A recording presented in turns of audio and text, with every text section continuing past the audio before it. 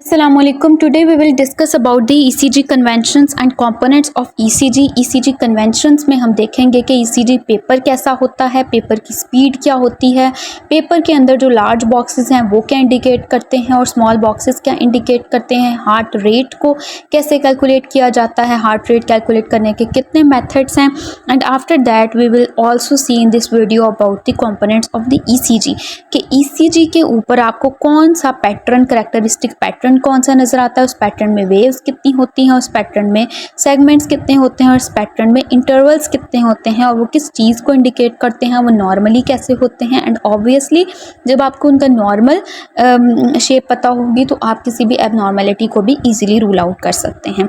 सो ECG conventions को मैं आपको एक डायग्राम से पहले शो कराती हूँ and after that we will have a view from your book as well. Okay, so ECG paper कुछ इस तरह का होता है, ठीक है। आप समझ लें कि वो जो एक आपके पास एक लंबी चौड़ी सी वो जो एक चिट सी होती है हॉरिजॉन्टली, जिसकी लेंथ काफ़ी ज़्यादा होती है, ये आपने लाजमी देखा होगा ECG पेपर, ठीक है। उसका ही एक पीस है, उसी का एक पोर्शन ये आपके सामने दिखाया हुआ है जिसमें 7 स्मॉल लार्ज बॉक्सेस हैं यहाँ पर। ये आप अगर देखें तो ये जो थोड़ी सी डार्क सी लाइंस है ना, वो इंडिकेट कर रही हैं ये आपके लार्ज बॉक्सेस को, राइट। ये आपके इंडिकेट कर रही हैं लार्ज बॉक्सेस को, जबकि जो अंदर इसके स्मॉल हमारे पास थोड़ी सी लाइट कलर में लाइंस ड्रॉ की गई हैं वो किस चीज़ को इंडिकेट कर रही हैं, वो स्मॉल बॉक्सेस को इंडिकेट कर रही हैं। अब आपके माइंड में ये भी क्वेश्चन आता होगा कि वर्टिकली ये आपका जो लार्ज बॉक्स है वो किस चीज़ को रिप्रेजेंट करता है और this is horizontal, I am sorry, और वर्टिकली किस चीज़ को ये रिप्रेजेंट करता है। सो आपको ये पता होना चाहिए कि ये जो हमारे पास हॉरिजॉन्टली है लार्ज बॉक्स, वो इंडिकेट कर रहा होता है, सिर्फ एक लार्ज बॉक्स नहीं, मतलब ये सारे लार्ज बॉक्सेस हॉरिजॉन्टली रिप्रेजेंट कर रहे होते हैं टाइम को। किस टाइम को? बेसिकली ये जो आपका ECG पेपर है इसके ऊपर ये जो एक करेक्टरिस्टिक सा पैटर्न बन रहा होता है, राइट। इस करेक्टरिस्टिक पैटर्न को ड्रॉ कैसे किया जाता है? बेसिकली आपका ये जो ECG पेपर है ना, ये वाला पूरा ECG पेपर ये गुजर रहा होता है एक नीडल के नीचे से। अगली वीडियो में या कभी मैं आपको दिखा दूंगी उसकी पिक्चर भी, अभी मेरे पास उसकी सूटेबल पिक्चर कोई है नहीं, ठीक है, मैंने ली नहीं है पिक्चर। तो आप बस समझ लें कि ECG पेपर आपका एक नीडल के नीचे से गुजरता है। इलेक्ट्रोकार्डियोग्राफ की वो एक नीडल होती है और वो नीडल रिस्पॉन्सिबल होती है कि वो इस खाली ECG पेपर के ऊपर हार्ट की इलेक्ट्रिकल एक्टिविटी को यूँ ड्रॉ करके आपके पास दे दे। उस पर्सन की जो भी इलेक्ट्रिकल एक्टिविटी हार्ट की चल रही है वो नीडल ड्रॉ करके आपको दे देती है। अब कितना ECG पेपर आपके उस नीडल के नीचे से गुजर रहा होता है? बेसिकली 1 मिनट के अंदर तकरीबन 300 लार्ज बॉक्सेस जो हैं वो आपके गुजरे होते हैं। ECG पेपर के 300 लार्ज बॉक्सेस 1 मिनट के अंदर अंदर उस नीडल के नीचे से गुजरे होते हैं, या दूसरे अल्फाज में कहा जाए तो 300 लार्ज बॉक्सेस जो हैं वो 60 सेकेंड्स में गुजर रहे होते हैं उस नीडल के नीचे से, राइट। ऐसा ही है ना कुछ। तो अगर हम ये देखना चाहें कि अगर हम ये देखना चाहें कि एक लार्ज बॉक्स, ठीक है, एक लार्ज बॉक्स कितने टाइम में उस नीडल के नीचे से गुजर जाता है, तो वो हमारे पास होता है 60 डिवाइडेड बाय 300 करके आप इसको कैलकुलेट कर सकते हो। तो ये आपके पास टाइम आ जाता है 0.2 सेकेंड्स, राइट। 0.2 सेकेंड्स, जैसे इन्होंने यहाँ पे ये इंडिकेट किया हुआ कि हॉरिजॉन्टली लार्ज बॉक्स किस चीज़ को इंडिकेट कर रहा होता है, टाइम को, और वो कितना टाइम होता है 0.20 सेकेंड्स होते हैं। अगर ज़्यादा नहीं याद रखना चाहते हिस्ट्री तो बस इतना याद रखें कि एक लार्ज बॉक्स हॉरिजॉन्टली रिप्रेजेंट करता है टाइम कर, वो कितना टाइम होता है 0.2 सेकेंड्स होते हैं। बस इतना भी याद रख सकते हो अगर ज़्यादा नहीं रखना चाहते तो। और इसके अलावा आपको नज़र आ रहा है कि इस एक लार्ज बॉक्स के अंदर, अगर मैं पिक्चर दिखाऊं, मैग्नीफाइड व्यू दिखाऊं एक लार्ज बॉक्स का, तो वो कुछ इस तरह का होता है जिसके अंदर 5 रोज़ जो हैं वो हॉरिजॉन्टली होती हैं और 5 कॉलम्स जो है वो वर्टिकली होते हैं, यानी टोटल 25 स्मॉल बॉक्सेस एक लार्ज बॉक्स के अंदर प्रेजेंट होते हैं। सो अगर वर्टिकली रिप्रेजेंट किया जा रहा होता है, वर्टिकली लार्ज बॉक्स रिप्रेजेंट कर रहा होता है वोल्टेज को, जो कि 5 mm होता है, राइट। कितना वोल्टेज होता है? 5 mm होता है। और टाइम कितना था? मैंने आपको बताया था 0.2 सेकेंड्स होते हैं। और वो 0.2 सेकेंड्स क्या हैं, कहाँ से आया वो टाइम, वो भी मैंने आपको डिटेल में बता दिया। अब अगर आपने ये देखना है कि एक स्मॉल बॉक्स कितने टाइम को इंडिकेट कर रहा है, तो जाहिर सी बात है 0.2 को आप 5 पे डिवाइड कर दें तो एक स्मॉल बॉक्स का टाइम आ जाएगा, और एक स्मॉल बॉक्स का टाइम हमारे पास कितना होता है? 0.04 सेकेंड्स होता है। आफ्टर दैट अगर हम 5 mm एक लार्ज बॉक्स वर्टिकली इंडिकेट कर रहा है तो एक स्मॉल बॉक्स कितना वोल्टेज इंडिकेट कर रहा होगा, तो 5 को भी आप 5 पे डिवाइड कर दें। 5 mm वोल्टेज है जो 5 बॉक्सेस रिप्रेजेंट कर रहे हैं, और टोटल हमारे पास कितने हैं, 5 ही बॉक्सेस हैं, तो एक बॉक्स इंडिकेट कर रहा होगा 1 mm को। ओके, सो समरी इसकी क्या हुई, एक लार्ज बॉक्स हॉरिजॉन्टली रिप्रेजेंट करता है 0.20 सेकंड को, और एक स्मॉल बॉक्स हॉरिजॉन्टली रिप्रेजेंट करता है 0.04 सेकंड्स को। इसी तरह से एक लार्ज बॉक्स वर्टिकली रिप्रेजेंट करता है 5 mm वोल्टेज को, और एक स्मॉल बॉक्स वर्टिकली रिप्रेजेंट करता है 1 mm वोल्टेज को। So that was all about the interpretation.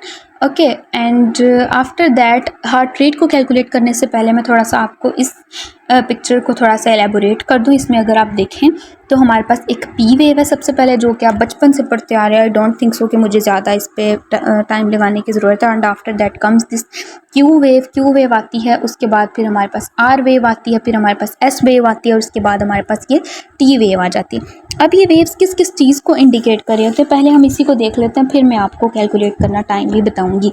P wave actually indicate कर रही होती है एट्रियल डीपोलराइजेशन को, राइट। क्यूआरएस कॉम्प्लेक्स जो है वो आपका रिप्रेजेंट कर रहा होता है वेंट्रिकुलर डीपोलराइजेशन को। टी वेव एक्चुअली रिप्रेजेंट कर रही होती है वेंट्रिकुलर रीपोलराइजेशन को। और इसके अलावा हमारे पास, मैंने कहा था कुछ सेगमेंट्स को पढ़ेंगे। सेगमेंट्स क्या हैं, ये जो पी वेव जहाँ पर ख़त्म हो रही है और जहाँ पर ये आपकी क्यू वेव स्टार्ट हो रही है, वहाँ तक दरमियान में एक आइसो इलेक्ट्रिकल लाइन है। आइसो इलेक्ट्रिकल लाइन का मतलब क्या है, यहाँ पर आपका हार्ट कोई भी इलेक्ट्रिकल एक्टिविटी शो नहीं कर रहा। अगर कर रहा होता तो या तो आपके पास यूँ पॉजिटिव रिफ्लेक्शन आती या फिर आपके पास नेगेटिव रिफ्लेक्शन आती, लेकिन यहाँ पर कोई भी इलेक्ट्रिकल एक्टिविटी हार्ट शो नहीं कर रहा, इसलिए ये एक बेस लाइन है या आइसो इलेक्ट्रिक लाइन है, राइट, जिसमें हार्ट की इलेक्ट्रिकल एक्टिविटी में कोई चेंज नहीं आ रहा। So this is the P R segment. कहना तो इसको पी क्यू सेगमेंट चाहिए था, क्योंकि ये पी के एंड होने से क्यू के स्टार्ट होने तक है, लेकिन क्या होता है इसके समटाइम्स क्या होता है, क्यू वेव जो है वो मिस हो जाती है ड्यू टू सम रीजंस। इस करेक्टरिस्टिक पैटर्न के अंदर even in normal patients due to some reasons q wave miss हो जाती है, इसलिए ये कहा जाता है कि इसको पी आर सेगमेंट कहना ज़्यादा बेस्ट है as compare to p q segment. उसके बाद हमारे पास एस टी सेगमेंट है, जहाँ पर एस ख़त्म हुआ और टी शुरू हुई, टी वेव शुरू हुई, उन दोनों के दरमियान के सेगमेंट को हम लोग एस टी सेगमेंट कह रहे होते हैं। अब आपके माइंड में ये बात शायद ना आई हो, लेकिन मैं बता देती हूँ कि यहाँ पर हार्ट क्यों इलेक्ट्रिकल एक्टिविटी नहीं शो कर रहा। इसके लिए मैं थोड़ा सा एक और पिक्चर शो करना चाहूँगी, जो कि आपके पास ये है, और आपको पता होगा कि ऐसे नोड से इलेक्ट्रिक करंट कहाँ पर जाता है, ऐसे नोड से इलेक्ट्रिकल करंट जाता है आपके एट्रिया के अंदर। एट्रिया की डीपोलराइजेशन कराता है। जब एट्रिया की डीपोलराइजेशन हो रही होगी उस टाइम पर क्या आएगी, पी वेव आएगी। एंड आफ्टर दैट ये वाला जो आपका यानी कि इम्पल्सिस हैं वो एवी नोड में जाती हैं। जिस टाइम पर ये एवी नोड में जाती हैं उस टाइम पर ये आइसो इलेक्ट्रिकल एक्टिविटी होती है, यानी ना तो करंट एट्रिया में रन कर रहा है उस टाइम पर, ना ही वेंट्रिकल्स में रन कर रहा है, बल्कि एवी नोड में है, ठीक है, एवी नोड को जाके एक्साइट कर रहा है। तो इस वजह से ये वाली फेज, ये पी आर जो आपका सेगमेंट है, ये जिसको पी क्यू सेगमेंट कहना चाहिए, वो बेसिकली रिप्रेजेंट कर रहा होता है उस टाइम को जब आपकी इम्पल्स एवी नोड में पड़ी हुई होती है और उसने अब आगे वेंट्रिकल्स में जाना होता है। जाहिर सी बात है इसके बाद ही आपके वेंट्रिकल्स वगैरह में जाएगी, बंडल ऑफ हिस में गई, right bundle branch, left bundle branch में गई, फ्रीक्वेंसी फाइबर्स में गई, फिर वेंट्रिकल्स को जाकर डीपोलराइज किया, तो फिर हमारे पास ये क्यू वेव बनती है, ठीक है। अच्छा, अब ये जो क्यू वेव बनती है ना, क्यू वेव रिप्रेजेंट कर रही होते हैं ये सेप्टम की डीपोलराइजेशन को, ठीक है। उसके बाद बनती है आर वेव, ये वाली आपके पास आर वेव बनती है। ये आर वेव इंडिकेट करती है कि ये वेंट्रिकल्स डीपोलराइज हो गए, राइट। जबकि जो हमारे पास फिर ये एस वेव बनती है वो इंडिकेट करती है इस बेजल डीपोलराइजेशन को, वेंट्रिकल्स की बेस की डीपोलराइजेशन को। आफ्टर दैट फिर एक हमारे पास आइसो इलेक्ट्रिक लाइन आती है। ये iso electrical line basically action potential से रिलेटेड है उसकी वजह से, और ये प्लेट्यू फेज को इंडिकेट कर रही होती है। इतना डीप हमें जाने की ज़रूरत नहीं है, इसलिए मैं ज़्यादा डिटेल में नहीं डिस्कस करी, कि कोई पूछना चाहे तो पूछ सकता है, मैं इसको सेपरेटली बता दूंगी। And after that comes the T wave. जो टी वेव होती है वो तब आती है कि जब वेंट्रिकुलर डीपोलराइजेशन ख़त्म हो जाती है और वेंट्रिकुलर रीपोलराइजेशन आ जाती है, राइट। अब आपके माइंड में एक बात और आनी चाहिए थी, जो कि मुझे पता है अगेन नहीं आई होगी, कि जब पी वेव जो है, कि जब आपकी पी वेव एट्रियल डीपोलराइजेशन को रिप्रेजेंट कर रही है, QRS कॉम्प्लेक्स जो है वो वेंट्रिकुलर डीपोलराइजेशन को, T वेव जो है वो वेंट्रिकुलर रीपोलराइजेशन को रिप्रेजेंट करे। तो क्या एट्रिया रीपोलराइज नहीं होते? यहाँ पर करके कहीं पर एट्रिया की रीपोलराइजेशन की वेव नहीं आनी चाहिए थी? क्या आनी चाहिए थी ना, क्योंकि एट्रिया तो डीपोलराइज होने के बाद ख़त्म होगी ना डीपोलराइजेशन, रीपोलराइज भी उन्होंने होना होता है। तो आपकी जब एट्रिया रीपोलराइज कर रहे होते हैं बेसिकली उस टाइम पर वेंट्रिकल्स कॉन्ट्रैक्ट कर रहे होते हैं, इसलिए ये जो वेंट्रिकल्स का इतना बड़ा QRS कॉम्प्लेक्स आ जाता है ना, वो एट्रिया की डीपोलराइजेशन वाली वेव को मास्क कर देता है, छुपा देता है। इसलिए ECG वो जो आपके पास एक करेक्टरिस्टिक पैटर्न है उसके ऊपर P वेव के बाद एट्रियल रीपोलराइजेशन वेव मास्क हो जाती है, छुप जाती है, शो नहीं होती, बल्कि उसकी जगह वेंट्रिकुलर रीपोलराइजेशन ये QRS कॉम्प्लेक्स शो हो जाता है and after that ventricular repolarisation भी शो होती है। इसके अलावा हमारे पास एक वेव होती है U वेव भी आ जाती है समटाइम्स, जो कि उसकी एक सेपरेट कहानी है, उसको हम लोग छोड़ देते हैं क्योंकि आपकी बुक में मेंशन नहीं। तो ये R वेव है, ये भी आपके पास क्या है, ये वाली R वेव है।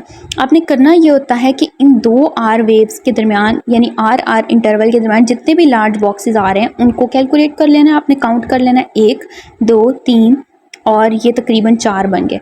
4 यहाँ पर आपके लार्ज बॉक्सेस आ रहे हैं, आपने 300 डिवाइडेड बाय 4 कर देना है, तो ये कितना आ जाएगा आपके पास, अच्छा 300 डिवाइडेड बाय 4 करके जो भी आंसर आ गया ये आपका हार्ट रेट है। या फिर दूसरा पैटर्न ये है कि आप क्या कर सकते हैं कि अगर ये 4 यानी आप स्मॉल बॉक्सेस को, या फिर अब दूसरा तरीका ये कि 1500 divided by the number of small boxes कर लें। जैसे 4 लार्ज बॉक्सेस थे और हर जो लार्ज बॉक्स होता है उसके अंदर 5-5 आपके पास स्मॉल बॉक्सेस हैं, तो 5-4 कितना हो गया, 20 हो गया।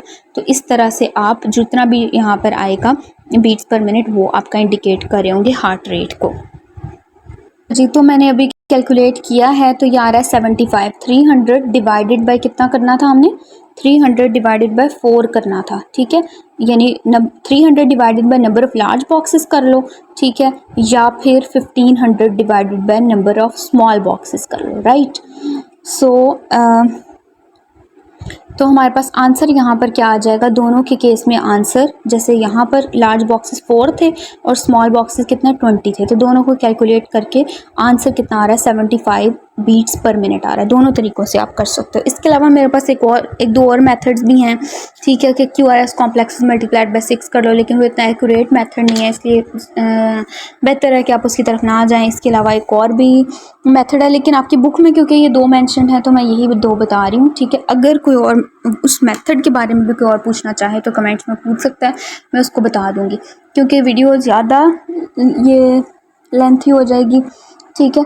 अच्छा, अब हम आ जाते हैं बेसिक अपने बुक की टॉपिक्स की तरफ दोबारा। जी तो नॉर्मली तो मैंने आपको बता दिया कि आपकी P वेव क्या इंडिकेट कर रही है, लेकिन एबनॉर्मल अगर तो ये P वेव लार्ज टॉल हो जाएगी, इस तरह से टॉल हो जाएगी, तो ये इंडिकेट करेगी राइट एट्रियल एनलार्जमेंट को, जबकि अगर ये बाइफिड होगी तो ये इंडिकेट करेगी लेफ़्ट एट्रियल एनलार्जमेंट को। PR इंटरवल, ये जो आपका PR इंटरवल है, मैंने कहा कि PR segment basically segment PR interval, I am sorry, अच्छा मैंने इंटरवल्स की वहाँ पर बात नहीं की। जो इंटरवल है ना वो आपका क्या है, एक PR इंटरवल होता है। PR इंटरवल स्टार्ट जहाँ से P वेव स्टार्ट हो रही है और फिर जहाँ पर QRS कॉम्प्लेक्स स्टार्ट हो रहा है, उन दोनों के दरमियान के इंटरवल को हम लोग PR इंटरवल कह रहे होते हैं। यानी आपके इस PR इंटरवल के अंदर आपकी P वेव भी आ रही है और इसके साथ साथ आपका PR सेगमेंट भी आ रहा है। यानी कहने का मकसद ये है कि PR इंटरवल वो टाइम है जहाँ पर एट्रिया की डीपोलराइजेशन भी हो रही है और इसके अलावा जहाँ पर वो जो आपकी इम्पल्स है वो AV नोड में पहुँच चुकी है, लेकिन वो अभी वेंट्रिकल्स में नहीं पहुँचती। वो सारा टाइम जो है ड्यूरेशन, उसको PR इंटरवल कहते हैं और वो तकरीबन 0.12 सेकेंड्स का होता है या फिर 3 स्मॉल स्क्वायर्स का वो टाइम होता है, राइट। यानी कि एट्रिया की डीपोलराइजेशन शुरू हुई और वेंट्रिकल्स की डीपोलराइजेशन शुरू हुई।